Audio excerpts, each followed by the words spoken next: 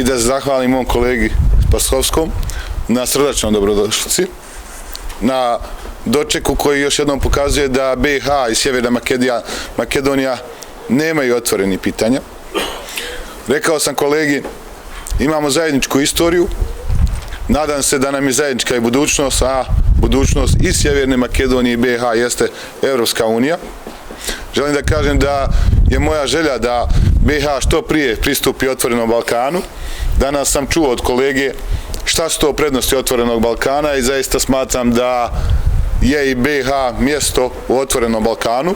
Otvoreni Balkan jeste zaista predvorje Evropske unije i nije smetnja budućem članstvu i Sjeverne Makedonije i BiH Evropskoj uniji.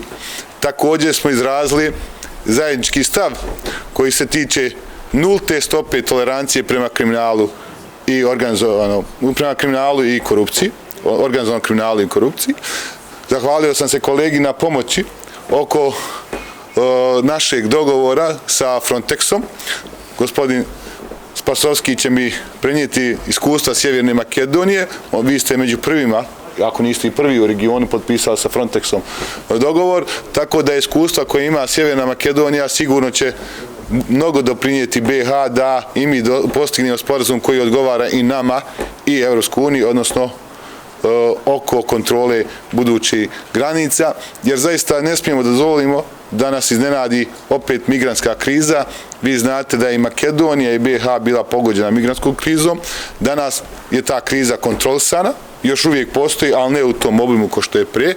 I želim još da naglasim da je ovo moja prva posjeta u funkciji ministra bezbjednosti BiH ovdje u Sjevernoj Makedoniji. Hvala mom prijatelju, slobodno mogu da kažem prijatelju, na pozivu. Očekujem da Sjeverna Makedonija i BiH imaju uzlaznu putanju što se tiče naših odnosa. Očekujem tu zajedničku budućnost u Evropskoj uniji i očekujem još bolju i shodniju saradnju između Ministarstva unutrašnjih poslova Sjeverne Makedonije i Ministarstva bezbjednosti BiH.